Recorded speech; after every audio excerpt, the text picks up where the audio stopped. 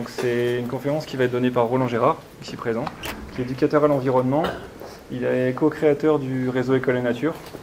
Il est membre du Conseil national de la transition écologique, donc il essaie de porter la voix de l'écologie auprès du gouvernement, des instances. Et là, il va vous parler de l'éducation à l'environnement vers une autre façon d'habiter la Terre, avec ses propres mots.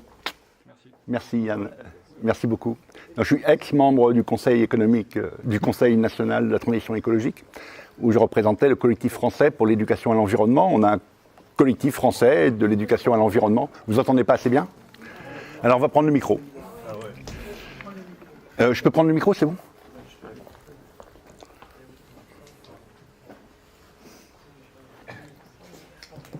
Comme ça c'est mieux pour vous? Oui. D'accord.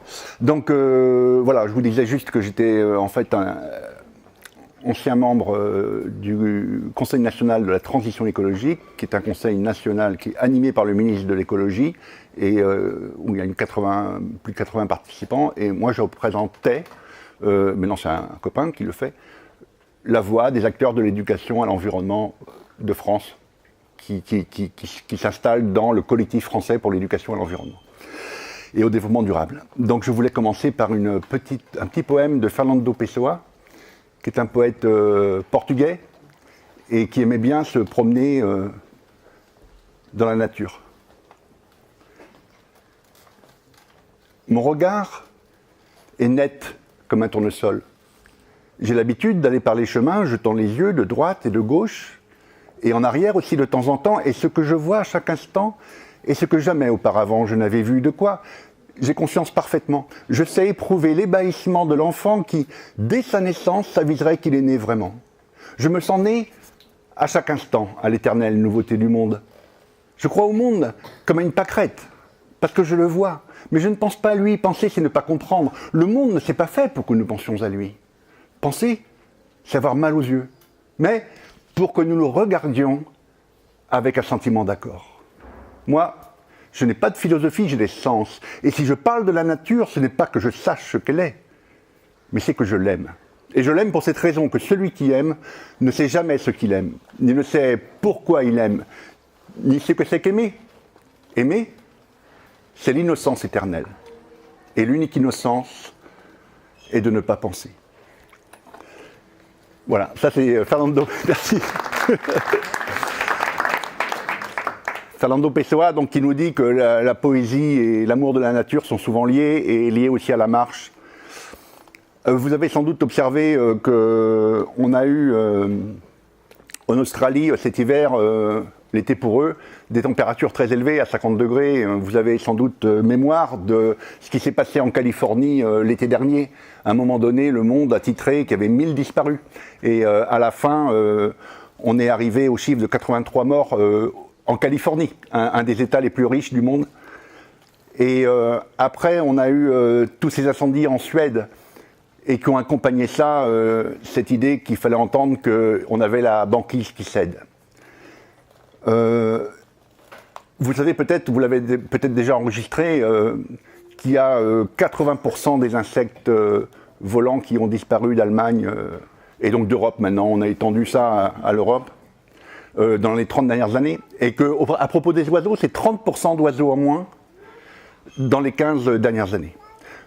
Et puis il y a eu cette alerte du Monde. Je ne sais pas si vous l'avez vu, vous en avez peut-être la mémoire, il sera bientôt trop tard. Ces caractères du monde-là, c'est la taille de caractère la plus grande que le monde possède dans sa boutique. Et c'est la taille de caractère qui servira un jour si la France rentre en guerre. Ce sera cette taille de caractère-là. 15 000 scientifiques de 184 pays. Ça, c'était donc le 13 novembre 17. Et on a maintenant le secrétaire général des Nations Unies qui dit que c'est une question de menace, une menace existentielle directe. Il a parlé de 2 ans avant de prendre, qu'on avait 2 ans avant de prendre les décisions qu'il fallait. Donc on est dans un niveau de crise très très élevé. Et la question que je viens discuter avec vous, c'est et si c'était une question d'éducation?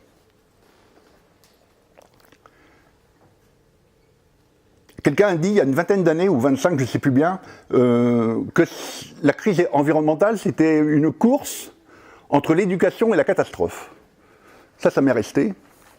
Et donc, l'éducation dont on va parler, c'est l'éducation à l'environnement, l'éducation à la nature, l'éducation à l'écologie, l'éducation à la transition écologique.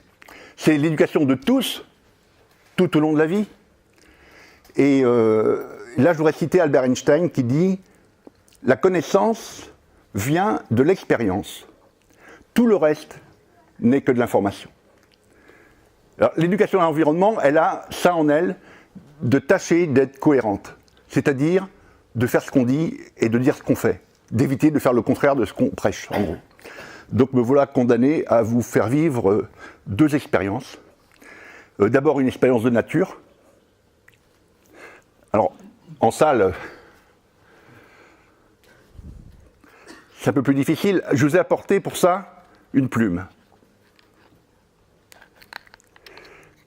Cette plume, il n'y a pas très longtemps, elle était encore accrochée à son oiseau dans le ciel.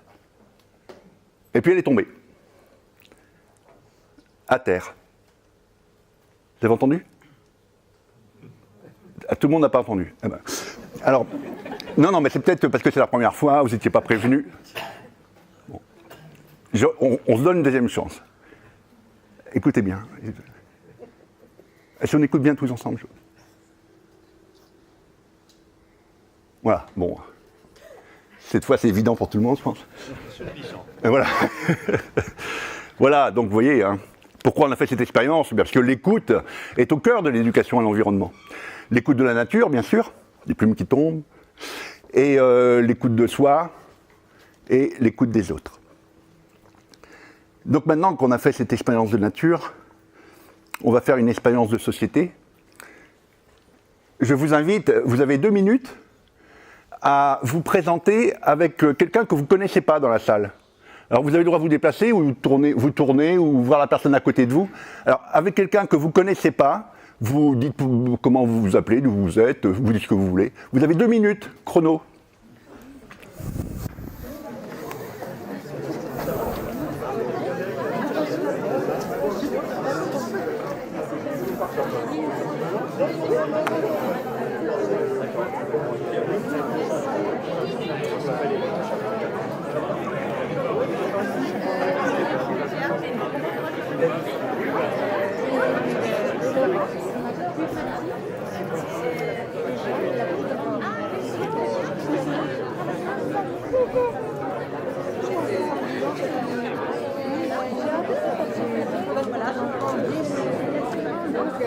Merci José Maria. Salut. C'est sympa, ça me fait plaisir. Mais je ne vais pas pouvoir. C'est jusqu'à 4h ton affaire, c'est ça ? Non, c'est 1h30. 1h30, d'accord, Ouais. parce que vers 3h30, 4h moins le quart, je suis obligé, j'ai un autre rendez-vous. Je comprends. Mais Voilà. c'est normal que ça soit Mais bien, ça me fait plaisir de te revoir ici. Je pense à toi tout de suite. Sur moi, un territoire qui est devenu une terre brûlée en matière d'éducation à l'environnement. Comme beaucoup d'endroits, hein. Ouais, c'est terrible. c'est terrible. L'éducation Nous, en nationale plus, a été hier, on a terrible. eu un inspecteur de l'éducation qui nous a Effrayant. assassinés. Quoi. J'ai fait ça Assassiné de le loin, projet, dégueulasse. C'est affreux. Mais on désespère pas. Non. Hein, on va gagner. Oui, on va gagner. Allez, bonne Merci.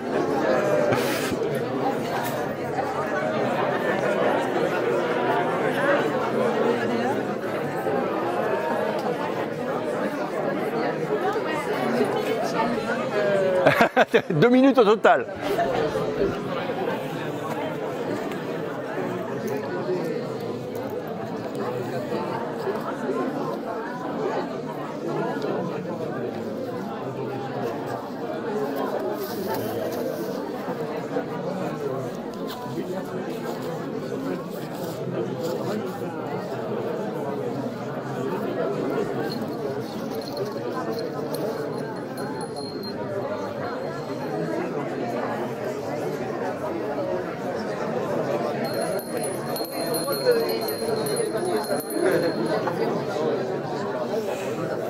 S'il vous plaît.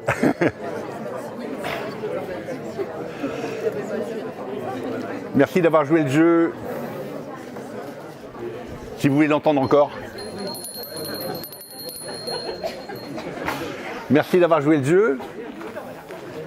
Oui, parce que l'éducation à l'environnement va beaucoup mettre en avant le faire ensemble, la capacité de faire ensemble. Et il y a un préalable. Hein. Si on veut un jour faire ensemble, il faut d'abord se rencontrer. 100% des histoires d'amour commencent par une rencontre. Et après, il faut prendre le temps de se connaître. Et après, on peut faire ensemble. Et se rencontrer, c'est le point de départ. L'éducation à l'environnement, elle marche sur deux jambes. Vous l'avez compris. La jambe du lien avec la nature et la jambe de la participation citoyenne. Et en fait, j'ai commencé ma randonnée dans l'éducation à l'environnement il y a 40 ans. Et je vais fêter ça à Pâques, là, parce que c'était pendant les vacances de Pâques que j'ai fait mon BAFA en 79. Et dans ce stage BAFA, brevet d'aptitude aux fonctions d'animateur, qu'on passe à 17-18 ans, moi j'avais 24 ans, j'ai toujours été un peu en retard sur les trucs. Et on était dehors, c'était le printemps, et j'étais avec des passionnés de nature, et j'ai découvert la pédagogie de projet, et j'avais trouvé ma voie. Et donc je me suis retrouvé très vite à faire des classes vertes, des camps de vacances, et des formations d'animateurs, etc. Et en fait, je ne le savais pas, mais j'avais un sacré bagage. Parce que je suis né à la campagne, et quand j'étais enfant, j'ai passé beaucoup de temps dans les chemins, j'ai passé beaucoup de temps dans les prés, dans les champs, dans le bois à côté de chez moi. J'ai passé énormément de temps au bord de la rivière. Et comme ça, et beaucoup de temps dans les arbres, et j'ai fait des cabanes. Mais ça, c'est des dizaines, des centaines, peut-être des milliers d'heures que j'ai passées, et souvent seul, en pleine nature. Alors ça, c'était bien, vous allez me dire. C'était bien, sauf que je me baladais souvent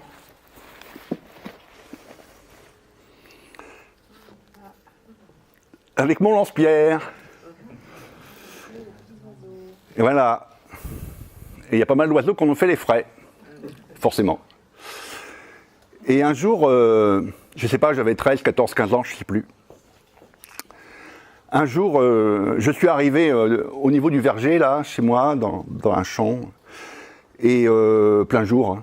Et dans le verger, à 20 mètres, sur la branche du pommier, il y avait une chouette hulotte. Et moi, je suis arrivé là. Et quand on voit un oiseau comme ça, dans ses promenades, on s'arrête. Hein. Et là, il y a eu un conflit en moi. Est-ce que je tire ou est-ce que je tire pas? Et j'ai tiré. Et la chouette est tombée. Et j'ai couru. Et je suis arrivé au pied du pommier. Et là, elle était comme ça, en train de mourir. Et là, j'ai ce sentiment de honte terrible. Et j'ai pris l'oiseau et j'ai couru vers la maison. Ma mère était là, je lui ai montré, je lui ai dit surtout tu le dis à personne. J'étais pris par une très grande honte. Bon, je crois que j'avais conscience que j'avais détruit la beauté et que ça, il ne fallait pas le faire. Et j'ai eu beaucoup de chance en fait parce que j'avais un frère qui avait 3 ans de plus que moi et il m'a mis dans les mains le Peterson. À l'époque, c'était la Bible des ornithologues. Voilà, le guide des oiseaux d'Europe. Et j'ai remplacé le lance-pierre par des jumelles. Et la connaissance est venue remplacer l'ignorance. Tout simplement. Bon, je me suis mis un peu à poil, là. Mais je n'étais pas le seul à avoir été cruel avec les bêtes, si.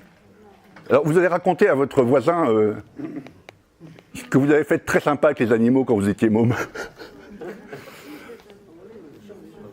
30 secondes.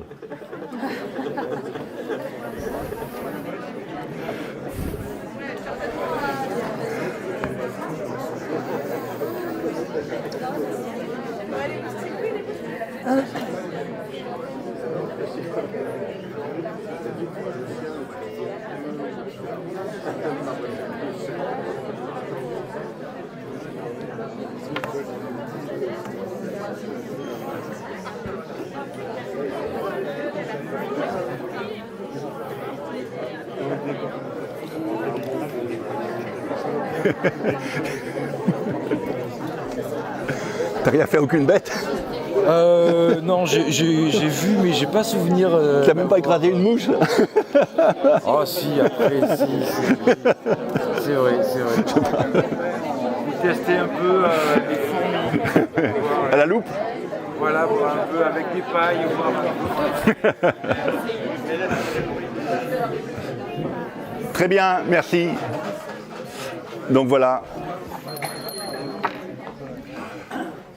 En fait, quand on lit, c'est en lisant Paulo Freire, le grand pédagogue brésilien, que j'ai compris ce qui s'est passé en fait. C'est que, en fait, on est conditionné. On vit dans une culture. On vit dans une culture et on est conditionné. Mais on n'est pas programmé. Voilà, on n'est pas déterminé. On est juste conditionné. Et donc, c'est-à-dire, on peut se déconditionner. Et probablement que l'émotion que j'ai ressentie, d'avoir détruit la beauté et ce que j'aurais pu ne pas faire, je pense que ça suffit il fallait ça pour qu'il y ait ces mouvements de bascule et que j'aille vraiment du côté de la protection des oiseaux et des bêtes et des plantes et voilà, et de la nature en général. Dans cette randonnée, j'ai rencontré des personnes, j'ai rencontré des méthodes, j'ai rencontré des livres. Et je vais vous raconter un peu comme ça des rencontres que j'ai faites qui ont compté dans mon parcours.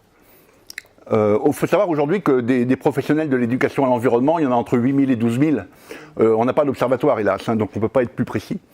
Mais c'est ça aujourd'hui, des professionnels, des gens qui vivent de ça. Les premiers retraités existent depuis quelques années seulement. On a inventé ce métier un peu, quoi.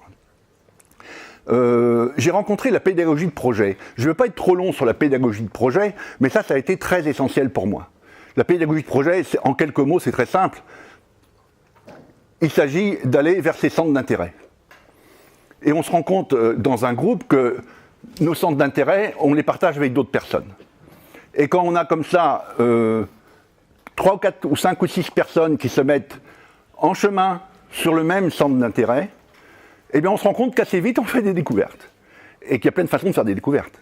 On peut expérimenter sur le terrain, on peut observer davantage, on peut faire des recherches sur Internet. Il y a plein de solutions pour avancer vers la connaissance.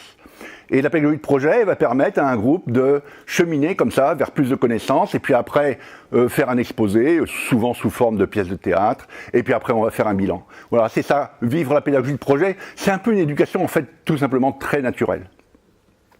Et puis un jour, j'ai fait cette conférence et j'avais une amie qui était là, Sylvie, qui est de Montauban, une institutrice, et elle m'a dit « Ah quand même, ta conférence c'est bien, mais je t'ai trouvé un peu faible sur l'approche sensorielle, parce que quand tu pratiques, c'est beaucoup plus important que ça. » Et donc, du coup, je me suis senti obligé d'expliquer ce deuxième, après la pédagogie de projet, cette deuxième rencontre que j'ai faite, celle de l'approche sensorielle. Et donc j'ai écrit un petit texte, je vais vous lire. Au début de ma carrière d'animateur nature, à la fin des années 70, il fallait toujours s'en tenir à une entrée scientifique. On risquait d'être disqualifié si on tentait de prendre une autre voie. Nommer les plantes et les bêtes rencontrées lors d'une sortie était comme une nécessité. Les nommer en latin, c'était augmenter sa crédibilité, c'était prendre de l'importance aux yeux des autres, c'était tentant. S'extasier, toucher, sentir une plante, froisser ses feuilles entre ses doigts et les porter à son nez, parler de sa beauté, ce n'était pas ça le truc.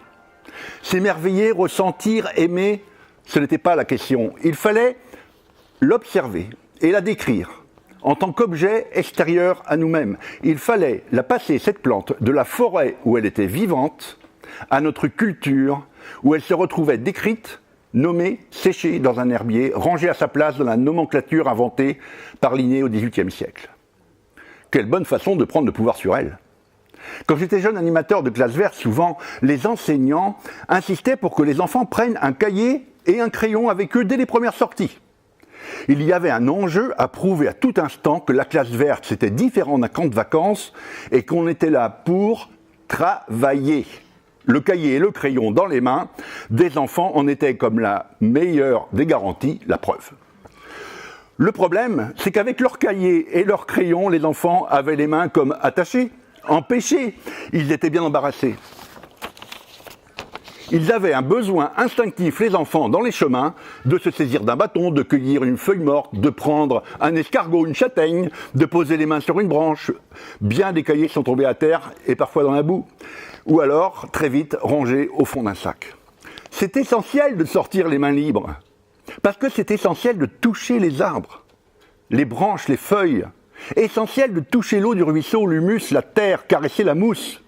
Bergson disait « L'homme est ainsi fait que ce qu'il touche le touche ». C'est vrai, ce que nous touchons nous touche, et après, nous sommes différents. C'est ça le changement. Les premières sorties nature avec les enfants n'ont qu'un seul but, c'est d'établir le contact, de faire la connexion. Alors, ce sont tous les organes de nos sens qui doivent être disponibles.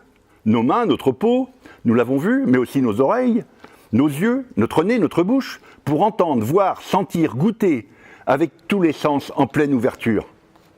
Et là, je viens à un des grands auteurs qui sont vraiment dans les principaux points de repère de notre travail d'éducateur à la nature.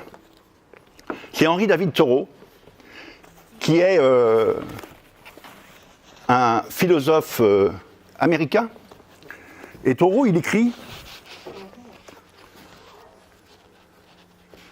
dans Walden, que vous connaissez peut-être, je vous conseille vraiment, Walden ou La vie dans les bois, Thoreau, soir délicieux, où le corps entier n'est plus qu'un sens, et par tous les pores absorbe le délice. Je vais et viens avec une étrange liberté dans la nature, devenue partie d'elle-même. En France, on a Rimbaud, qui a écrit un petit poème qui a fait sensation.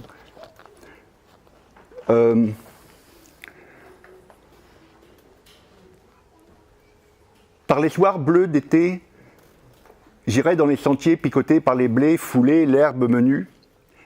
Rêveur, je sentirai la fraîcheur à mes pieds. Je laisserai le vent baigner ma tête nue, je ne parlerai pas, je ne penserai rien, mais l'amour infini me montera dans l'âme, et j'irai loin, bien loin, comme un bohémien, par la nature, heureux, comme avec une femme. Vous avez retrouvé, dans Rimbaud, je ne parlerai pas, je ne penserai rien. On retrouve ce qu'a dit Fernando Pessoa. C'est cette connexion qui va bien au-delà du mental. L'ordre du jour n'est plus de prendre le pouvoir sur les plantes et les bêtes. C'est de faire alliance. Et c'est d'une nécessité vitale. Il s'agit aujourd'hui de réduire les distances avec les autres vivants.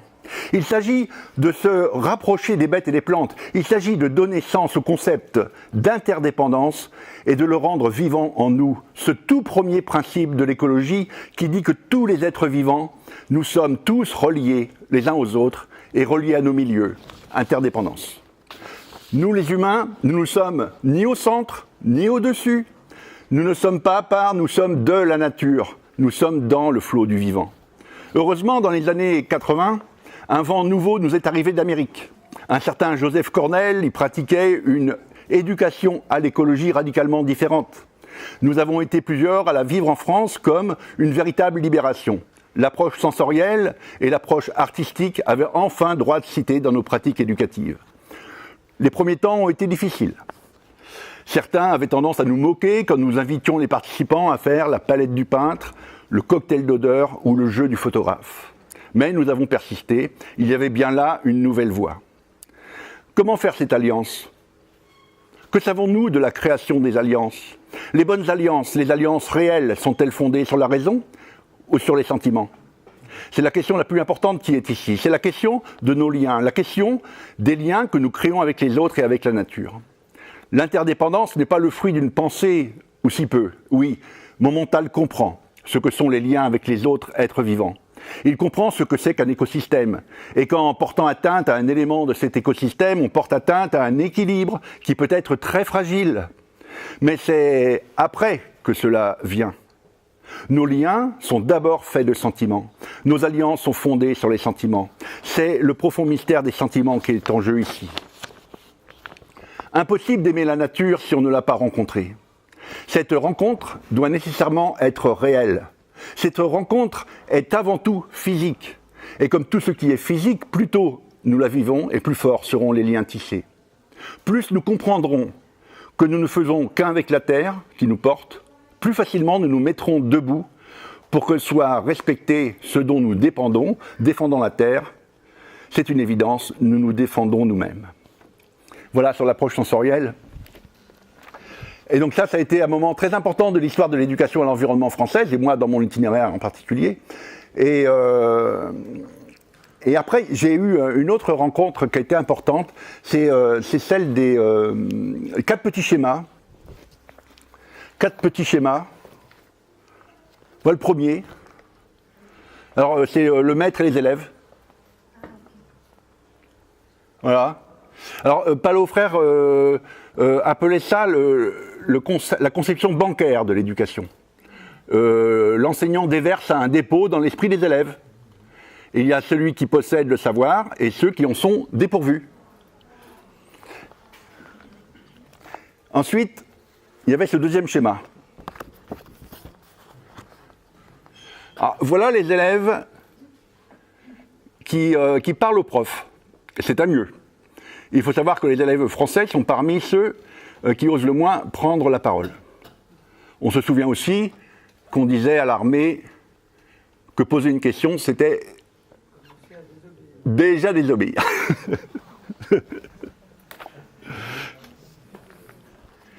Ah, enfin on comprend que les élèves, eux aussi, possèdent des savoirs et qu'ils peuvent devenir maîtres.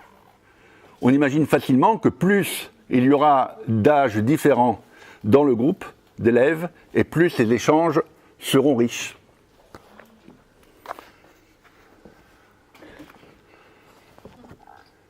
On n'a pas besoin d'être éduqué, on n'a pas besoin d'être guidé, on a à construire des savoirs en commun.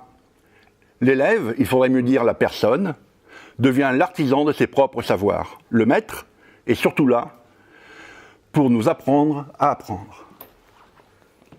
Voilà, ce petit schéma, ces 4 petits schémas me sont restés complètement vissés au corps. Et donc, j'ai toujours été très attentif à ça, essayer plutôt de faire vivre un groupe d'élèves, le faire vivre, faire que ce groupe soit vivant, plutôt que d'essayer, moi, d'apporter des choses que... Ensuite, quelque chose, une rencontre importante, ça a été Dominique Cotreau, qui est docteur en sciences de l'éducation, qui a fait sa formation à Tours, et là, il y a Gaston Pinault qui avait mis en avant l'idée de l'auto-formation, l'éco-formation et l'hétéro-formation. Et en fait, lui, il avait une bonne connaissance de Jean-Jacques Rousseau, qui, dans l'Émile, disait qu'on avait 3 maîtres. Soi-même, les choses, la nature, et les autres. Et en fait, ça m'est resté. Je veux dire, on a 3 maîtres. Alors, je suis mon propre maître. Je suis mon propre maître en cette idée que je peux apprendre de moi-même. Et je peux aussi prendre mes propres décisions et me vivre selon mes propres lois. Si vous voulez que j'aille là et que moi je vais aller là, je vais là. Et je décide et je fais les choses. Après, la nature est mon maître. On dépend de la nature, ça va de soi. Pour plein de raisons, on aperçoit tout de suite que la nature est notre maître. Et quand c'est l'heure de Pompéi, on dit que la nature est vraiment notre maître. Ensuite, les autres sont notre maître. Évidemment, si tout enfant, les autres, nous laissent tomber, on meurt, c'est pas compliqué. Donc c'est évident que les autres sont notre maître. Ils nous apprennent plein de choses, on apprend plein de choses des autres. C'est énorme. Ce que je voudrais souligner là maintenant, c'est qu'il y a peut-être un grand déséquilibre aujourd'hui entre ces 3 maîtres. Il y a peut-être un maître qui domine carrément tous les autres. Et enfin les 2 autres. Et donc vous voyez peut-être de quel maître je veux parler. Et peut-être qu'on aurait intérêt à venir souvent plus près de soi et plus près de la nature pour être plus à l'écoute de ces 2 maîtres qui sont aujourd'hui un peu trop oubliés.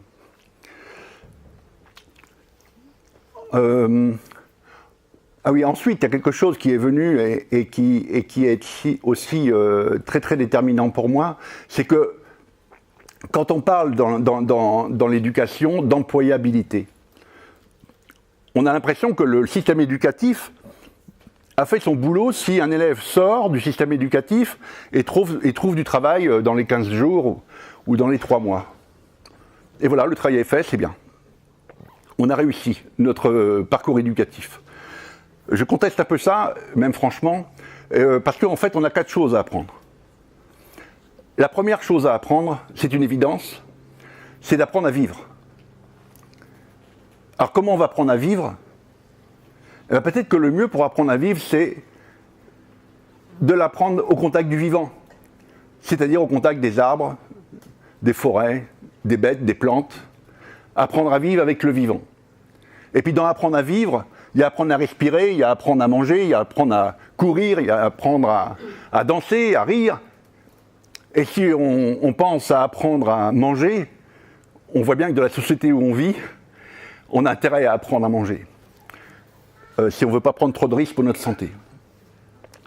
Le deuxième apprentissage fondamental qui vient, c'est que oui, nous sommes des vivants, mais nous sommes aussi des humains. Et peut-être qu'il faut apprendre à être humain. Et qu'est-ce que ça veut dire, apprendre à être humain ? Eh bien, peut-être que c'est la même chose, c'est pouvoir vivre des expériences avec des humains. C'est quoi les humains ? C'est quoi faire preuve d'humanité ? C'est quoi les personnes qui ont des attitudes vraiment humaines ? On pense aux justes pendant la guerre, on pense aux gens qui s'occupent du resto du cœur, on pense à tous les gens dans les hôpitaux, y compris dans les écoles, etc. Il y a beaucoup de gens qui font preuve d'humanité dans les associations. On pense forcément à tout ce qui se passe autour de la migration aujourd'hui, et des choses comme ça. Et on voit des gens qui développent cette capacité d'humanité, ce cœur en fait qu'ils ont, et que si on veut que les générations qui sont en formation le vivent, eh bien il faut qu'on les mette au contact de ces personnes qui laissent libre cours à leur humanité. Ensuite, troisième apprentissage, la citoyenneté. On est vivant, on est humain, et on est dans un territoire, on vit dans un territoire. Et ce territoire a un destin. Et soit on laisse les choses se faire et on ne s'occupe pas du destin de ce territoire, ou alors on s'occupe du destin de ce territoire. Et là, pareil, si on veut que les personnes, les enfants prennent conscience de ça, eh bien, le mieux, c'est de les mettre au contact avec des gens qui vivent cette citoyenneté, des gens qui sont dans les associations, qui sont élus dans les collectivités, etc. C'est pas très compliqué de faire ça. Et ensuite, oui, ensuite, faut apprendre un métier, il y a tout le côté prosaïque de l'existence, apprendre à vivre, apprendre à manger, etc. C'est très bien, mais il faut aussi avoir une maison, il faut pouvoir se déplacer, voilà. Et donc apprendre un métier et apprendre à s'inscrire dans le produire et consommer. Mais c'est peut-être pas ça la première chose qu'a à faire notre projet éducatif qu'on a tous. Peut-être qu'on doit en premier apprendre à vivre, ensuite apprendre à être humain, après apprendre à être citoyen et apprendre aussi un métier. Voilà, donc ça remet un peu les choses dans l'ordre. Et ensuite, oui, il y a 4 dimensions, après on passera le petit film, vous verrez, il y a 4 dimensions dans notre personne, et souvent il n'y a qu'une seule de ces 4 dimensions qui est prise en compte dans le système éducatif. Je pense d'abord à la place du corps. Quelle place a le corps dans notre système éducatif ? Je vous propose une petite expérience, très facile. Je vous propose de vous mettre sur vos ischions, comme ça, hop, sur le bord de la chaise, d'essayer de sentir les ischions quand vous êtes assis comme ça, voilà. Voilà, bien sur le bord de la chaise, c'est bon, tu arrives ? Voilà, maintenant on va lever le menton, on lève le menton, et après on baisse le menton comme ça. Voilà. Alors maintenant, on va lever le menton en inspirant. On inspire et on expire en baissant le menton. On expire. Est-ce que vous sentez un petit peu ce que font les omoplates ? Ah ben, on va l'exagérer, ça, ce que font les omoplates. Tiens, quand je lève le menton, mes omoplates se rapprochent. Et quand je baisse le menton, en expirant, mes omoplates s'écartent. Alors ça, je peux l'exagérer. Alors, j'inspire je lève le menton et mes omoplates se rapprochent, et j'expire, je baisse le menton et mes omoplates s'écartent. Vous le sentez ça? Ça, on peut le faire comme ça à son propre rythme. On le fait 3-4 fois. On imagine qu'on est une Posidonie dans son herbier de Posidonie. On est bercé par la houle. Voilà, ça se passe tout seul. Voilà, c'est naturel. Et maintenant, je vous pose une question. Le bassin, c'est un peu comme une bassine. Le bassin, c'est un peu comme une bassine. Une bassine, on peut le renverser devant ou derrière. Quand j'ai le menton en haut, elle fait quoi la bassine? Elle se renverse par devant ou par derrière? Derrière. Devant? Tout le monde le sent? Essaye en vrai, parce que si tu n'essayes pas en vrai, tu ne vas pas trouver. C'est ton corps qui sait. Vous sentez? Quand je mets mon menton vers le haut, il fait quoi votre bassin? Il se renverse vers l'avant. Ça va? Bon voilà, c'est juste pour dire que la connaissance du corps, moi j'ai découvert ça, je sais pas, j'avais plus de 50 ans, que c'est bien de faire des temps au 1000 mètres et de sauter très haut, mais des fois c'est bien d'avoir aussi la connaissance de son corps et d'être en lien avec sa respiration, et voilà. Alors après, le cœur. Le cœur, est-ce qu'il a sa place dans l'éducation, le cœur? Est-ce que vous pouvez dire à votre voisin un mot sur votre prof préféré de toute votre scolarité et l'effet que ça a eu sur votre désir d'apprendre? Personne ne se rappelle de son prof préféré? Dites un mot à votre voisin de votre prof préféré. Ou ou vos profs.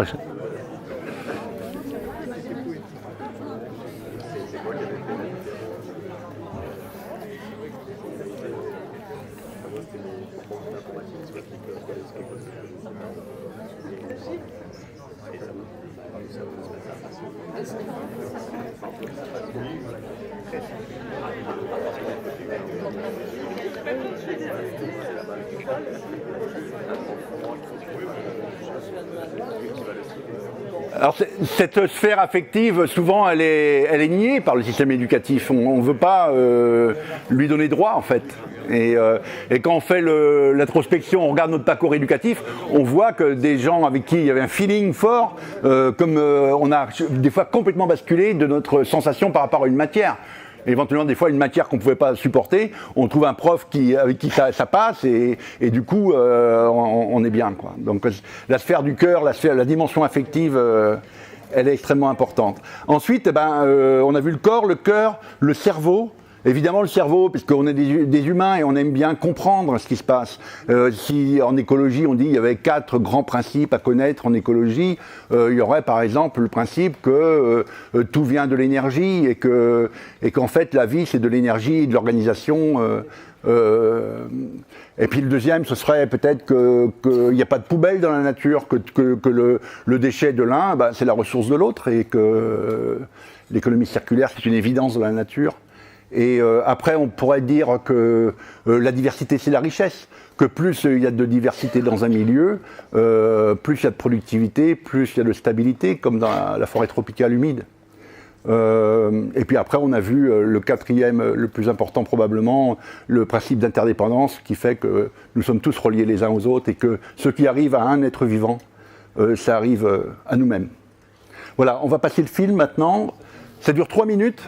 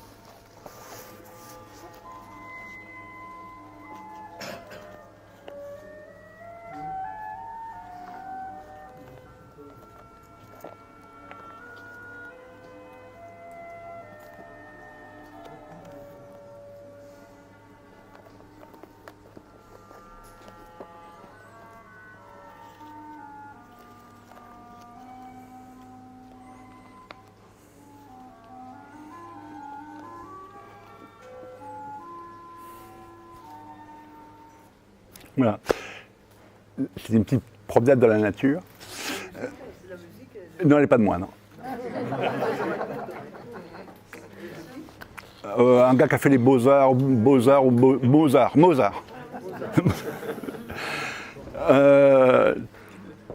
Je vais vous donner quelques points sur les petits aspects pédagogiques qui semblent essentiels, 7, que je retiens comme fondamental pour faire réussir l'éducation aujourd'hui. Et on est en recherche en ce moment. Il faut voir que l'éducation est en débat. Il y a de la souffrance dans l'école, tout le monde le sait, et qu'on essaie de trouver des nouvelles voies. Et donc, j'essaie de trouver les critères un peu qui pourraient être, qui pourraient être l'éducation, la transition qu'on souhaite. 1, aller dehors, aller au terrain, au contact direct de la réalité. 2, travailler en groupe, faire des petits groupes, laisser les petits groupes libres de conduire une pédagogie de projet, on l'a peu évoqué. 3, évidemment, c'est interdisciplinaire. On ne va pas rester sur une discipline, on travaille, on convoque toutes les disciplines quand on a besoin d'une discipline. 4, on met l'accent sur la créativité des élèves, créativité individuelle et créativité collective.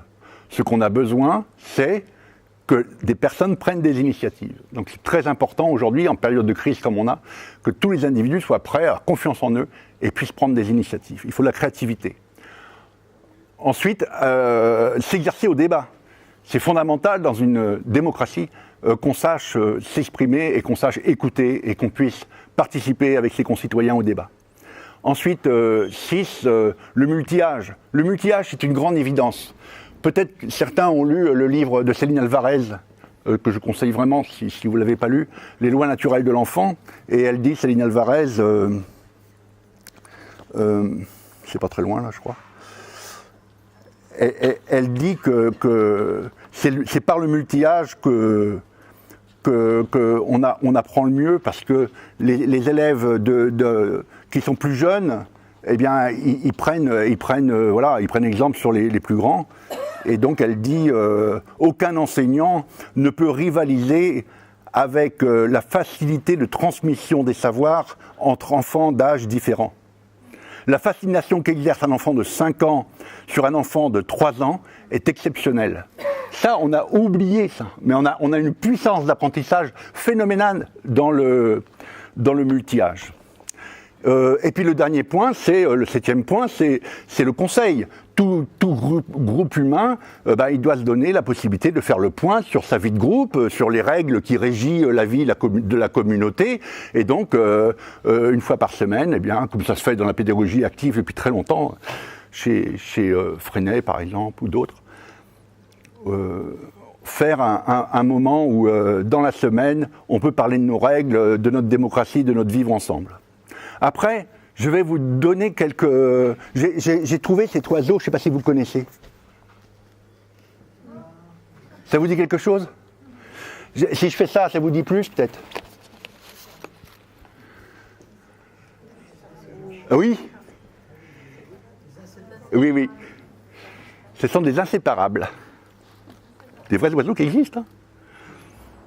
On dit que quand il y en a un qui disparaît, l'autre disparaît après. On dit que c'est pas sûr, mais on dit que ça se dit. Je n'en sais pas plus. Si quelqu'un fait un travail là-dessus un jour, vous me direz. J'ai rencontré 4 inséparables dans ma vie d'éducateur à l'environnement. Le premier inséparable, c'est la beauté et la vérité. Et la personne qui le dit le mieux, à mon goût, que j'ai trouvé, c'était Emily Dickinson. Emily Dickinson, c'est une poétesse américaine, et elle disait « Morte pour la beauté, on venait à peine de m'ajuster dans la tombe quand on a couché quelqu'un mort pour la vérité dans une chambre voisine. Tombé pourquoi, m'a-t-il soufflé? Pour la beauté, ai-je répondu. Moi, pour la vérité, les deux sont un, nous sommes frères, m'a-t-il dit. Ainsi, comme des parents un soir réunis, nous avons papoté d'une chambre à l'autre jusqu'à ce que la mousse ait atteint nos lèvres et recouvert nos noms. Voilà pour ces 2 inséparables. Après, j'ai 2 autres inséparables pas très heureux.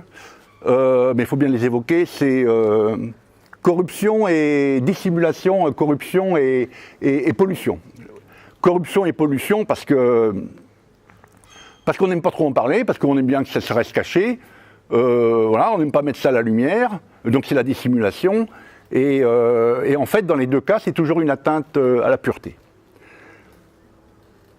Et donc peut-être que si, comme les inséparables, si on fait tomber un, on fera tomber l'autre. Voir. Après, les troisièmes inséparables, il y en a beaucoup d'autres, il y en aura une dizaine, je pense, hein, mais les troisièmes inséparables, et vous avez sûrement les vôtres, le troisième inséparable, c'est un peu le séparable comme le blanc et le noir, vous savez, le dessin yin-yang, ça. C'est l'accumulation et la transmission. C'est vrai que c'est très difficile d'être dans une dynamique d'accumulation, et d'être en même temps dans une dynamique de transmission.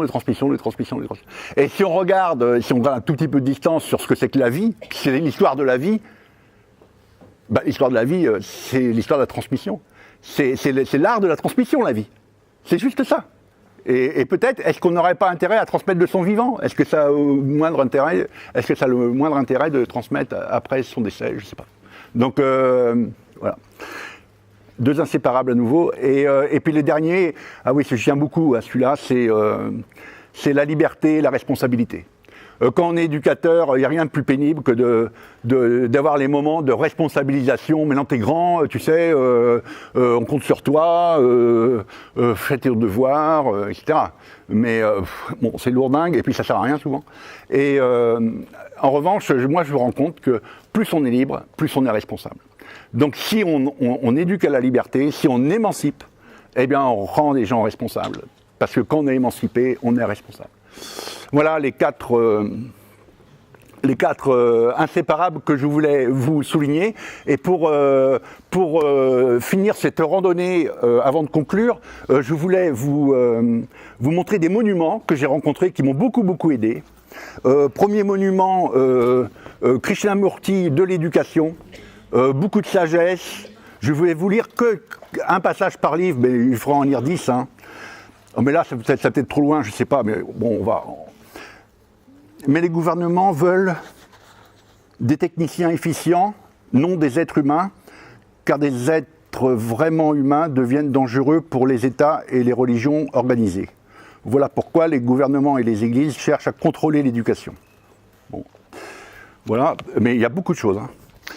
Ensuite, alors là, vraiment, Libres aux enfants de Summerhill, ça c'est l'édition de maintenant, donc vous pouvez trouver facilement. Alors là, Ney, c'est vraiment immense. Là, c'est un psychanalyste, hein, donc un psychanalyste qui s'occupe d'éducation en Angleterre, dans les années 20, il démarre, 1920. Mais nous n'avons pas de loi en ce qui concerne grimper aux arbres. Grimper aux arbres fait partie de l'apprentissage de la vie, et défendre toute entreprise dangereuse consisterait à faire un lâche d'un enfant. Et là, ce n'est sans doute pas une exagération de dire que tous les enfants de notre civilisation sont nés dans une atmosphère qui désapprouve la vie. Quand on voit le résultat, aujourd'hui c'est bien clair qu'on désapprouve la vie, sinon on ne lui portera pas atteinte à ce point. Et là, la chose la plus frappante à Summerhill, c'est la sincérité de ses élèves. La question de la sincérité dans la vie et vis-à-vis de la vie est primordiale, c'est ce qu'il y a de plus primordial au monde. Montesquieu disait que la sincérité, c'était la mère de toutes les vertus. Voilà pour Ney. Ensuite, Alice Miller. Alice Miller, c'était une psychanalyste allemande, ou suisse-allemande, je ne sais plus. Et elle est en pleine forme. Hein. Plus je me penche sur ces questions, plus j'ai tendance à penser que le courage, l'honnêteté et l'aptitude à aimer les autres ne doivent pas être considérés comme des vertus, ni comme des catégories morales, mais comme les conséquences d'un destin plus ou moins clément. Voilà. Alors peut-être qu'il y en a qui ont eu de la chance ici. Oui, alors celle-là j'adore, si c'est des éducateurs, ils peuvent sortir tout de suite, je ne sais pas. Mais enfin, contrairement à l'opinion généralement répandue, et quitte à horrifier les pédagogues, je ne vois pas quelle signification positive on pourrait trouver au terme éducation. Voilà. Donc je n'invente rien, c'est dans le livre. Hein. Mais moi, ça m'a beaucoup aidé. Alors après, Françoise Dolto, hein, bien sûr. Françoise Dolto, c'est un monument. Hein, ça, c'est les monuments. C'est mes monuments que j'ai apportés là. Donc là, Françoise Dolto, moi j'adore. Hein, c'est d'une simplicité proverbiale, une efficacité dans la psychanalyse reconnue par tout le monde. Alors, c'est très bon aussi. Tout apprentissage répond à un désir de la part de celui qui veut acquérir une connaissance. Tout apprentissage répond à un désir de la part de celui qui veut acquérir une connaissance. Et après, ce qui va bien derrière, c'est instruire un enfant qui ne demande rien, c'est le traumatiser. Après vous. Alors lui, c'est immense, c'est 13 € et c'est immense, donc ça c'est merveilleux. Paulo Freire, hein, c'est quelqu'un qui a fait son bonjour. C'est quelqu'un qui a fait son cheminement avec les généraux brésiliens au pouvoir. Hein. C'était immense ce qu'il a fait. Et donc lui, il m'a expliqué le coup de la chouette-ilotte, hein, puisqu'il s'agit de reconnaître que nous sommes des êtres conditionnés, mais non des êtres déterminés, programmés. Ça m'a plu quand je trouvais ça. Dans sa pratique enseignante, l'éducateur démocrate ne peut nier son devoir de renforcer la capacité critique de l'apprenant, sa curiosité et son insoumission. Voilà, et puis après, je vais vous lire le dernier qui me touche beaucoup. Il faut garder clairement à l'esprit que la désespérance n'est pas la manière naturelle d'exister de l'être humain, mais la distorsion de l'espérance.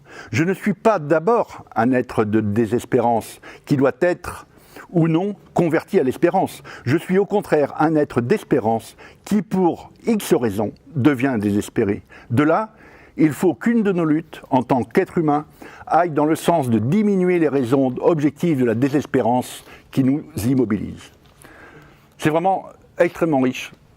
Et c'est reconnu comme un des plus grands pédagogues aussi hein, du XXe siècle. Alors, ce livre qui a été diffusé à plus de 200 000 exemplaires, hein, maintenant, qui a fait grand bruit, Céline Alvarez, elle a fait des expériences à Gennevilliers, en banlieue pas facile, elle était en lien avec le ministère de l'Éducation, et maintenant elle bosse en Belgique. Hein, mais no comment. Voilà, mais j'espère elle va faire des erreurs en Belgique, et bien une fois qu'elle sera très très bonne, on va la reprendre. Hein. Voilà. Et donc là, il y a énormément de choses. Je vais vous en lire un si vous voulez, mais notre système impose ses propres lois en piétinant celles de l'enfant. Ben voilà quoi. Et puis sur la nature et tout ça, il y a plein de choses aussi.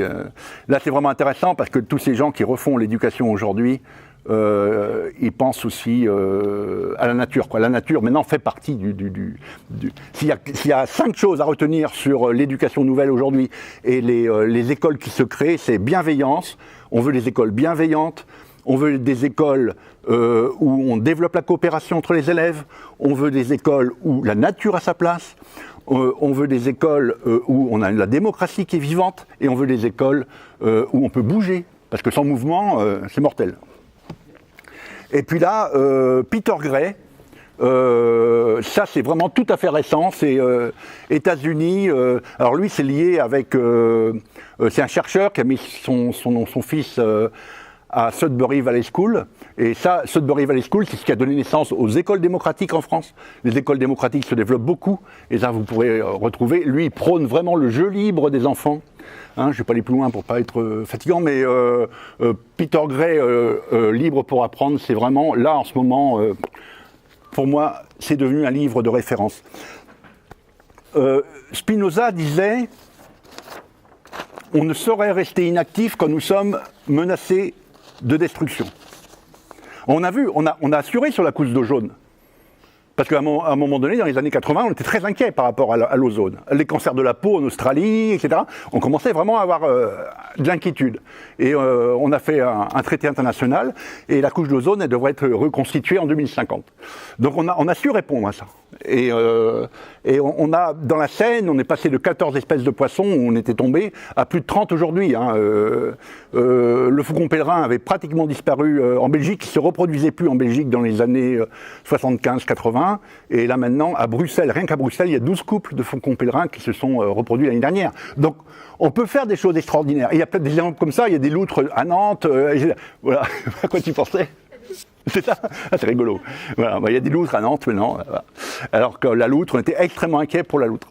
Et donc, je voulais vous dire qu'avant de passer à la séquence très participative là qu'on va vous proposer, qu'il y avait 3 bonnes nouvelles. La première, c'est enfin, on a quelque chose à faire ensemble, les humains. Et là, il ne s'agit pas de construire une grande nation dans l'opposition aux autres grandes nations, il s'agit de retrouver les grands équilibres écologiques. Voilà, il y a du taf, mais c'est génial, on a enfin un truc à faire ensemble. Ensuite, la société civile. La société civile, elle s'organise, elle fait des choses, elle est souvent formidable, la société civile. Et dans la société civile, aujourd'hui, vous avez sans doute repéré Greta Thunberg, la jeune Suédoise. Elle nous dit quoi, Greta ? Elle nous dit que 15 ans, ce n'est pas trop tôt pour entrer dans les affaires. Et qu'on peut même commencer bien avant. Elle nous dit qu'à 16 ans, on peut déjà avoir une très grande influence sur le cours du monde, et même entrer dans l'histoire. Elle nous dit que nous avons raison de travailler la main dans la main avec les enfants et la jeunesse. Elle nous dit que nous ne devons pas reculer devant une certaine radicalité, si nous voulons changer les choses. Elle nous dit qu'il ne faut pas hésiter à se promener avec une pancarte dans les rues, sur les places, dans les transports en commun, les hôtels, les centres de conférences. Elle nous dit que c'est mieux de prendre le train que l'avion, même si on va loin. Elle nous dit que très tôt, on peut commencer à manger vegan.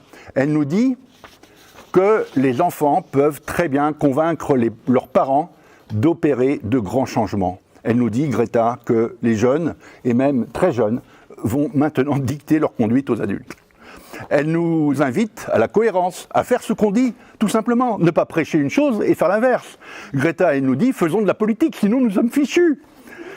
Elle se réjouit, Greta, de voir des centaines de milliers de jeunes de son âge défiler pour le climat dans des centaines de villes du monde. Nous aussi. Voilà, donc la société civile, et puis le troisième point, c'est nos 15 000 scientifiques. Je retrouve mes 15 000 scientifiques, et qu'est-ce que je lis dans les 13 recommandations qu'ils font pour nous en sortir? Eh bien, je vois, moi, éducateur à l'environnement, je vois quoi? Je vois multiplier les sorties en extérieur pour les enfants afin de développer leur sensibilité à la nature et d'une manière générale améliorer l'appréciation de la nature dans toute la société. Donc il y a 13 recommandations, hein, ils appellent ça les mesures efficaces, et parmi ces mesures efficaces, il y a emmener les enfants dans la nature. Voilà, ce qu'on fait nous depuis 40 ans et qu'on aurait voulu faire beaucoup plus, mais qu'on ne nous a pas toujours aidé à faire. Voilà, alors avant de conclure, parce qu'il nous reste encore une vingtaine de minutes, c'est la proposition de prendre un petit post-it, et donc je vais vous donner un post-it par personne, si quelqu'un veut bien m'aider. Hop, on va distribuer un post-it par personne. Ah, c'est gentil. Non, pardon. On va faire passer les post-it. On va prendre un post-it par personne. Hop. Et prenez un crayon aussi. Vas-y. Un post-it par personne.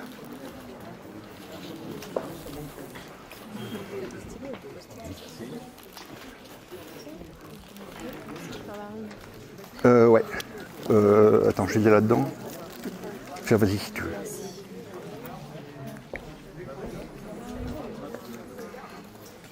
veux. Vous prenez un crayon. Vous avez des stylos, ça va? Pas de stylos? Je prête le mien, tu me le rendras? Normalement, j'ai des stylos qui doivent arriver, mais ils sont je sais pas où. Ils sont en route. Ils sont en route. Tout le monde a un stylo? Ouais, c'est bon. Alors, sur le post-it, merci.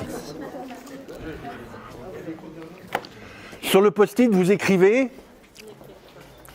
tout seul, en 1 minute, tout seul, vous écrivez 2 choses, il y a 2 tirets, 2 choses que vous verriez bien qu'on mette en œuvre pour qu'on s'approche de la transition. Deux espèces deux idées qui vous sembleraient intéressantes de développer et à la limite dans laquelle vous iriez bien vous-même vous engager, mettre de l'énergie pour aller vers la transition. Quel type de projet vous intéresserait? Qu'est-ce que vous seriez prêt à mettre en œuvre pour aller vers la transition? Dans votre pays, dans votre territoire, dans votre maison, dans votre établissement scolaire, dans ce que vous voulez. Comme vous le sentez, au niveau planétaire. C'est deux actions, si possible concrètes, dans lesquelles vous verriez bien vous engager pour qu'on aille plus loin, plus près et plus vite vers la transition. Vers la transition écologique. Voilà. Par exemple, trier le papier, c'est aller vers la transition écologique. Mettre une ampoule LED dans sa maison, c'est aller vers la transition écologique. L'idée, c'est qu'aujourd'hui, nous sommes tous en transition écologique. Nos maisons sont en transition écologique, nos territoires, nos villes, et que nos pays, et que maintenant, on doit apprendre à vivre la transition. Voilà ce qu'on a à apprendre. Après, il y en a qui sont pas, on ne voit pas trop bien qu'ils sont en transition, mais bon, ça existe encore. C'est bon, vous avez deux... Voilà, on vous laisse encore 30 secondes.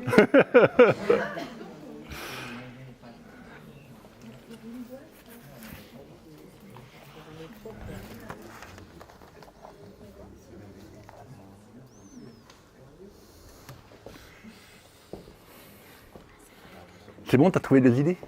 Ouais, super. Tu te mets à quelqu'un que tu connais pas et vous parlez à deux et vous sortez seulement 3 idées. C'est-à-dire vous négociez pour en garder 3. Alors, laissez aller l'utopie, parce que c'est l'occasion. Ça ne veut pas dire que c'est des trucs qu'on va faire demain, parce qu'on a un budget, machin. Non, laissez-vous porter vers le rêve. On a droit à toutes les utopies, n'hésitez pas. Qui c'est qui a fini, qui a écrit ces 2 idées? Voilà, là, vous pouvez vous mettre ensemble peut-être, ou si vous mettez tous les deux, vous pouvez vous déplacer là, comme ça. Voilà, vous pouvez vous déplacer vos chaises. Vous mettez d'accord pour conserver que 3 idées sur les 4. Alors vous voulez présenter et vous négociez un peu. Donc vous mettez par 2 maintenant. Et puis vous allez faire en sorte que vous réduisez le nombre d'idées en fait. Pour en garder combien? On gardez que 3. C'est-à-dire vous partez avec 4 idées parce que vous êtes 2. Vous négociez. Maintenant si tu arrives à convaincre ton partenaire ou ta partenaire, c'est bon. Il faut se mettre après en groupe. À 2. 4 idées, on en ressort que 3. Oui, à 2. À 2, vous en gardez que 3. C'est ce qu'on a fait hier avec les lycéens. Tu te mets quelqu'un et puis... ouais. Mettez-vous avec quelqu'un, vous choisissez une personne, peu importe. Alors allez-y, vous trouvez 3 idées.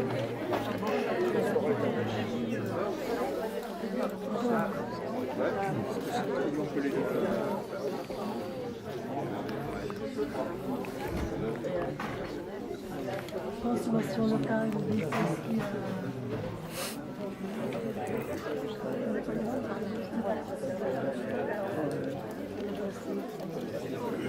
C'est bon, vous avez 3? 3, non, 2. Alors après, il faut se mettre par 2 et pour trouver seulement que 3 idées. C'est-à-dire on réduit le nombre d'idées. Ah, entre les 4. Ouais, voilà. Mais comme vous avez 2 là et 2 là, ça fait 4. Maintenant, il faut en garder que 3. Moi, je serais plus. Ok, je note. C'est bon, vous avez 3 idées là? Ah oui. À vous 2? Ah non, à nous 2, on va les mettre ensemble. Ouais, il faut en garder que 3. Vous devez en garder que 3. Ça y est, vous êtes toutes les 2, c'est bon? Ouais. Bon alors vous vous mettez là, venez là. Est-ce qu'il y a 2 personnes qui ont terminé? Là, vous vous mettez à 4 ici. Et vous devez garder que 5 idées. Ça s'appelle une boule de neige. On fait de plus en plus de monde à chaque fois. D'accord. 4 À 4, vous devez garder que 5 idées. 5 idées.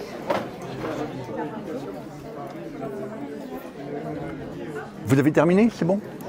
Tu veux qu'on fasse un seul papier? Peu importe, pour vous que vous ayez les 3 idées en tête. Qui c'est qui a déjà 3 idées? C'est bon? 3 ici? Vous 2? Qui c'est qui a fini, qui a 3 idées? Ah, fallait venir. Ça y est? Je croyais que c'était plein de porte-parole. Venez là alors. 2 personnes là. Viens.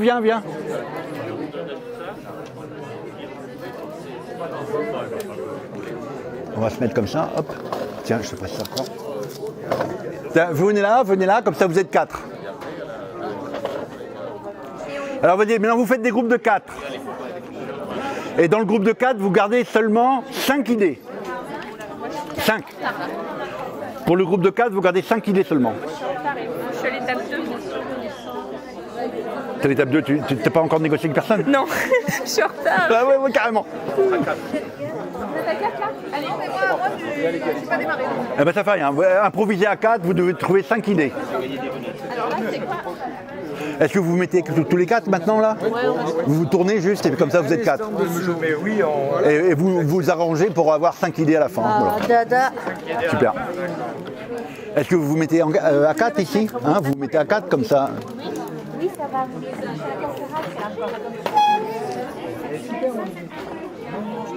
C'est bon, vous avez quelqu'un?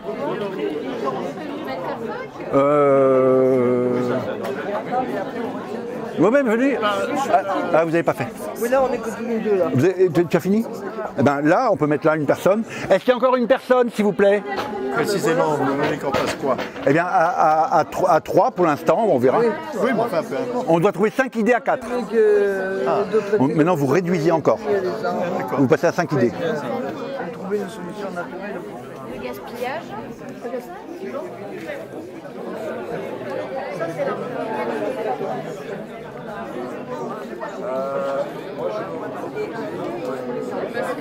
Il faut deux personnes. Alors, 2 personnes, qu'est-ce qu'on a là? Alors, ici, tu peux venir ici. Là, vous êtes combien là? Bonjour. Vous pouvez prendre 2 personnes en plus avec vous? Oui, on est deux. Là, vous êtes 2, c'est ça? Ouais. Alors, vous pouvez venir là. Voilà, vous êtes deux. Ah, ouais. Bah, je vais là-bas. Prenez une chaise si vous voulez. Vas-y, ouais, tu peux compléter là si tu veux. Bonjour, Denis. Bonjour. Marion.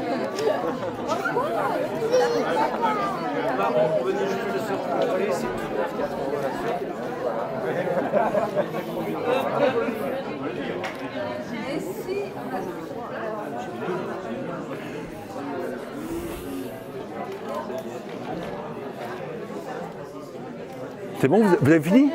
Génial. Alors maintenant, on va vous ajouter là. Vous allez pas fini? Alors, ils n'ont pas fini. Si, on est d'accord. On n'a pas fini encore de la concertation entre nous. Ouais, bah continuez. On va voir là-bas s'il y a peut-être là-bas. Déplacez. Ils auront fini. Ouais, mais s'il y en a qui ont déjà fait, je sais pas, on va voir. Est-ce que vous êtes déjà à 5 idées? Vous avez... Non? Pas encore? Ah oui, voilà, il faut réduire. Il faut discuter et réduire. Vous êtes à combien d'idées maintenant, vous, tous les 4? 5, on fusionne. Et vous avez terminé ou pas les 5? Ouais. Ah d'accord, bah, vous venez là-bas. Là-bas, ils vous attendent, c'est fini. Vous venez tous les 4 là-bas? Là, vous passez à 8 ici. Voilà. Là, vous passez à 8. On arrive à fusionner. Vous avez tous marqué. À 8, vous gardez 5 idées seulement. Oula. Ouais. On le fait 3. Ouais. Vous allez discuter. Mettez-vous d'accord. C'est bon? Vous avancez? On a mis nos 3 idées. Hein. Vous êtes que 2 pour l'instant encore? Oui. Alors, il faudrait qu'on vous mette avec quelqu'un d'autre maintenant parce que... est-ce que vous avez terminé toutes les 4? Vous êtes...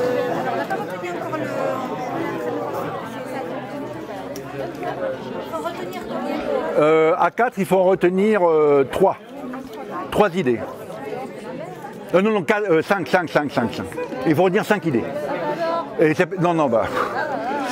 je sais. Et vous êtes prête pratiquement là? Alors, 5 idées À 4 personnes. Mais là, maintenant, eux... Les 2 monsieur, là, ils sont... Je sais pas qu'ils sont pas dans le coup. Je sais pas s'ils sont dans le coup. J'ai l'impression qu'ils viennent d'arriver, qu'ils sont pas dans le coup. Ils n'ont pas de papier. Mais là, vous allez passer avec les 5 là-bas. Oui, bah venez avec les 3 là-bas. Je vous amène du monde, hein. Ah ouais, c'est bien. On a encore plus mal. Voilà. Hop. Non, ça y est, on vient de s'en sortir. Eh ben super. On vient de s'en sortir. Alors ça... Voilà. Alors allez-y. On a retrouvé les idées du conférencier. 5 idées. Toujours, on reste sur 5. Regardez 3. Voilà, maintenant vous passez à 5 avec ces 2 dames. Au total, vous avez 5.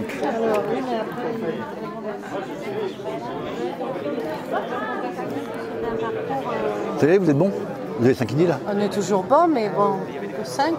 En fait, d'impliquer vraiment le moindre citoyen. C'est bon, vous avez fini? Vous êtes super. Alors on va amener ce groupe de 3 peut-être. Est-ce que vous êtes d'accord pour passer avec ces gens là-bas qu'on finit? Hein, pour agrandir, on continue la boule de neige et on grossit la boule de neige. Voilà, je vous amène quelqu'un d'autre là. Voilà, prenez une chaise. Hein. Non, mais attends, sinon, ok.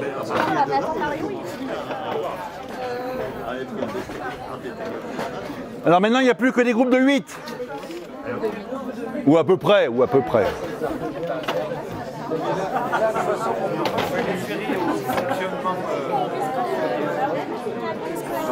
Un groupe de combien? Vous êtes... alors, il faut qu'on vous associe avec les 4 là-bas. Et vous 4, vous pouvez passer là-bas? Oui. Comme ça fera 8, c'est bon, c'est calé. Il y a 4 personnes qui viennent et vous ne devez plus en avoir que 5. Ok? 4, on va l'avoir combien? 5 et à 8, 5 aussi. Ah, ok. Vous venez ici. Allez, on adapte mon idée d'abord.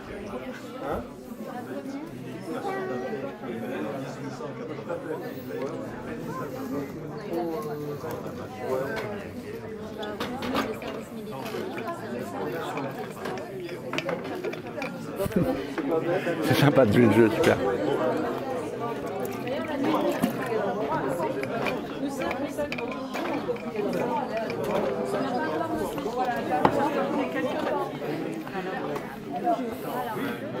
Alors, essayez d'aller assez vite parce que dans 3 minutes, on va...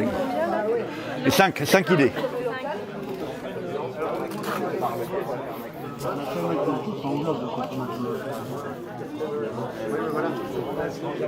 Maintenant, on va vous associer quelqu'un ou pas? Là, les 4 personnes là. Vous pouvez venir avec ce groupe? Comme ça, vous vous tournez juste et puis vous êtes OK. Là, super, génial. Donc, on a 1, 2, 3, 4, 5 groupes. Super.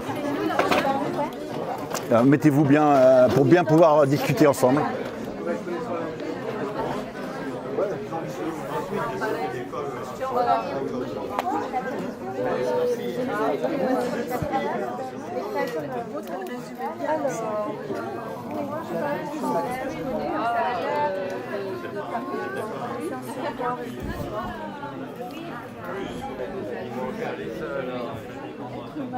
Pardon.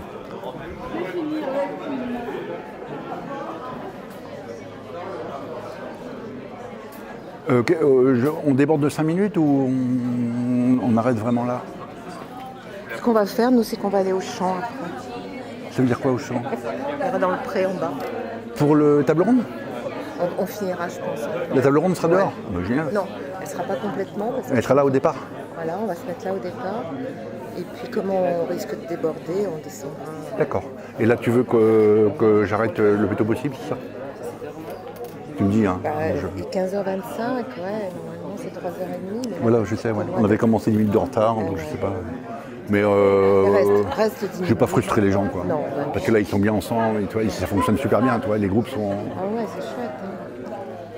C'est super chouette. Tu vois, ils discutent, les gens, vraiment, ils sont dans le truc, regarde. C'est mieux T'as vu, que le grand débat. ils sont dans le truc, hein, t'as vu? Les gens sont actifs, hein, ils se parlent, vraiment. Alors...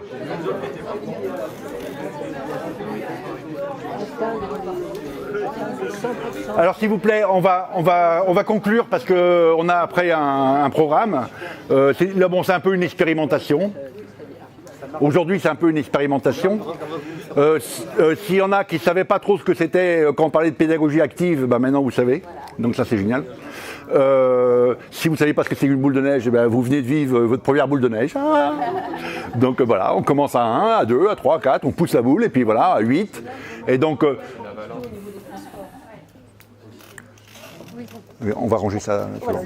On va s'occuper des transports, c'est promis, c'est promis, c'est promis. Et des cantines. Et des cantines, c'est promis. Donc pour donner une idée, peut-être que chaque groupe a un porte-parole qui va nous donner rapidement 2-3 pistes. Les 2-3 pistes qui vous semblent les plus fortes quoi, dans le groupe. Hein. Partagez, je veux dire. Hein, pas.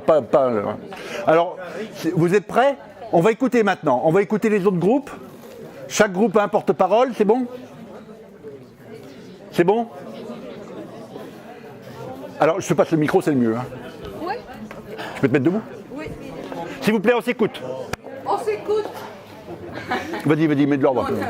Nous, on est arrivé à 5. S'il vous plaît. 5, Alors, ce serait l'abolition du plastique S'il vous plaît. complète. Hein, on avait droit à l'utopie, hein, donc c'est bon. Voilà, on est dans l'utopie. Voilà. Autosuffisance par permaculture locale bio. Bon, bah, écoute, pas mal. Sociocratie, c'est ça? Dire fonctionnement sociocratique. Voilà, c'est ce qu'on vient de faire. Définir l'être humain par rapport à la nature et au monde animal, donc cesser la souffrance animale le plus possible. Hein. Et accès à l'eau, creuser des puits partout dans le monde pour que tout le monde puisse avoir accès à l'eau et donc à la culture aussi locale aussi. Voilà. Merci beaucoup. Le groupe suivant, qui c'est le porte-parole? C'était ça. Francis. Allez. Donc 5 idées. Alors la première, c'est le Et on s'écoute? développement des transports alternatifs en commun. On a même parlé de réhabiliter le train d'Épines, puisqu'on parle d'utopie. Ensuite, il a été question de méditation et d'inscrire la méditation, la réflexion, tout ça dans les écoles. Les ateliers de philo aussi, bon, je rajoute un peu ma touche personnelle. Et puis, également, revenir à cette notion de territoire de vie vécu, et notamment dans l'approche éducative, puisque ces territoires réels sont traversés par les crises climatiques, et il n'y a rien de tel pour mieux comprendre le global que d'aller voir ce qui se passe sur ce territoire. Donc ça rejoint la notion d'immersion dans la réalité vivante du territoire, mais pas un territoire replié sur lui-même, donc un territoire solidaire aussi avec les autres territoires, aller vers les autres, c'est ce que disait Madame aussi, c'est la première démarche dans cette réflexion. Ok, merci beaucoup. Ah, les cantines bio. Excusez-moi, Les cantines bio. Et ici, c'est qui le porte-parole? Madame? Pouvez-vous mettre debout? Vous n'êtes pas prête? Alors on va faire un autre. Alors nous, après une concertation rapide, on a surtout tous penché pour l'élimination complète du plastique. Ce qui n'est pas seulement une utopie, qui est possible, hein, Okay. la chambre, Okay. On va vite là. Hein. Malgré les pressions des lobbies. Ensuite, on a l'instauration de la communication et de la méditation. Comme le disait l'autre groupe, on n'a pas décidé les modalités, mais c'est une bonne piste pour déjà commencer à échanger tous ensemble. On a des écoles de connexion à la nature, comme ça se fait au Canada, je crois. Comme ça se fait au Canada, avec 3 jours par semaine ou toutes les quinzaines, les enfants vont dans une forêt et ils font leurs cours et leurs activités, en apprenant un peu à survivre, etc. aussi. Et personnellement, mon idée, c'était... Ah non, non. Non, enfin... Ah, Une proposition de plus, c'était d'envoyer tous les enfants dans un potager, d'avoir un potager à l'école. bio. Voilà, 6 fois par semaine. Et d'ailleurs, il y a aussi une initiative On qui a arrête. été retenue, c'est d'instaurer le tout bio à l'école, ce qui est déjà fait dans plusieurs communes de France. Ok, merci beaucoup. Rapidement. Debout, s'il vous plaît. Oui, Rapidement. bonjour. Des pistes cyclables obligatoires dans toutes les communes de France.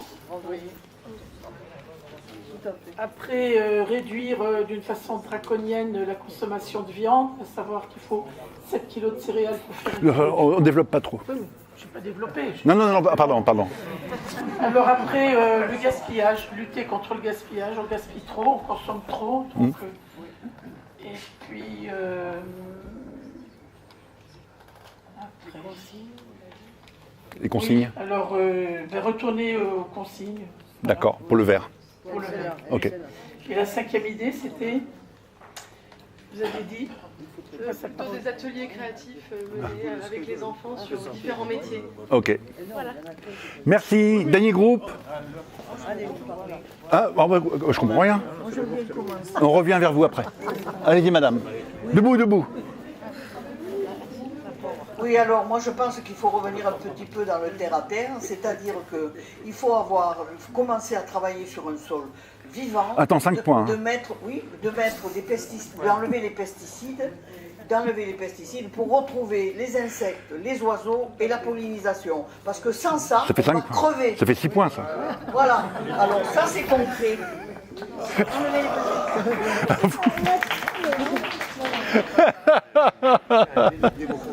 Oui, ça a des démocratie. Alors, rapidement. Nous avons gardé à chacun des trois un élément. Oui. On m'a désigné d'office Vas-y. à prendre la parole. Alors, moi, ce que j'ai retenu, enfin, du moins ce que nous avons retenu dans ce que j'avais imaginé, c'est revenir à une notion naturelle de l'économie non financière. D'accord. Premier point. Premier point. Alors, je passe. Deuxième point, c'est ne plus traiter les vignes, les arbres. Bon, on est d'accord avec la proposition d'avant. Naturelle, voilà. Ok. Le plus possible. Troisième point. La troisième est très intéressante aussi. Le troisième point, c'est plus d'utilisation d'énergie fossile. D'accord. On est capable de faire, on ira peut-être moins vite, moins fort, mais... Plus longtemps. Encore 2 points ou c'est terminé? Non, ça y est, là. C'est bon. Et manger de moins en moins. Merci, super. Bah, vous voyez, on a fait une expérimentation. Hein. Alors, ce qu'on a fait avec les élèves du lycée, là, c'est qu'on avait le temps de le faire un peu plus. Et on a mis sur un tableau les différentes propositions. Et chaque élève avait 3 gommettes. Et ils collaient les gommettes sur les lignes qu'ils trouvaient les plus intéressantes pour eux. Et donc, ça permettait de voir quel était le projet qui était les plus intéressants, les plus proches de l'intérêt des élèves. Et c'est vraiment intéressant. Et le procédé est vraiment facile à mettre en œuvre. S'il y a des enseignants, c'est très facile, ou des parents d'élèves qui peuvent intervenir dans les établissements scolaires, c'est très facile. La méthode, elle est en ligne, vous pouvez la trouver facilement.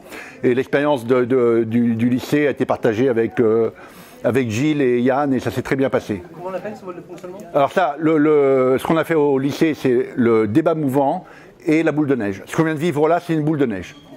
Voilà. Je vais vous dire un petit mot pour terminer. Les trois idées pour terminer, c'est est-ce qu'on ne pourrait pas prendre la joie de vivre des enfants comme unique critère de civilisation? Bon, on peut avoir des utopies aussi, hein. La deuxième idée, c'est n'attendons rien ni de personne, prenons des initiatives. Et la troisième idée, c'est misons sur l'intelligence collective. Et je vais vous dire juste un tout petit texte de Lanza Del Vasto. Vous savez, Lanza Del Vasto, il est allé voir Gandhi en Inde en 1937, je crois. Et après, il est rentré, il a écrit un livre qui a été beaucoup lu, qui s'appelle Le pèlerinage aux sources. Et dans le pèlerinage aux sources, il trouvait un tout petit passage que j'aime bien. J'ai traversé 40 miles de la forêt la plus dangereuse, armé de ma seule foi en la non-violence. Il faut connaître les bonnes manières de la jungle et prendre l'attitude qui convient à l'égard de chaque bête. À l'égard du serpent, c'est la prudence. Il faut poser le pied à bon escient et sonder du bâton le fourré. À l'égard du tigre, c'est la hardiesse.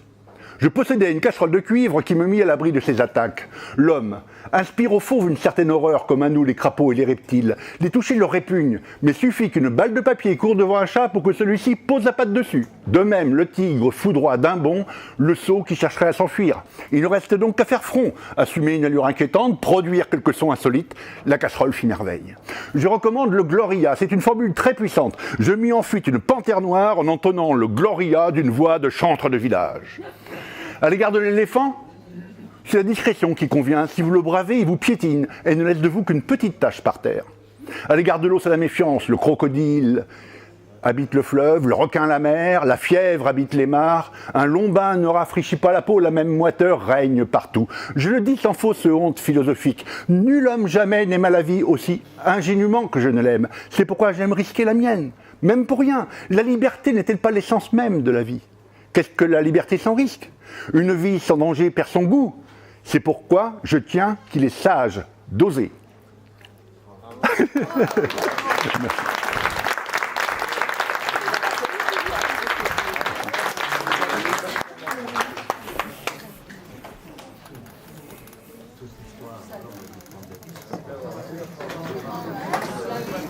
Merci. Merci de jouer le jeu, c'était super.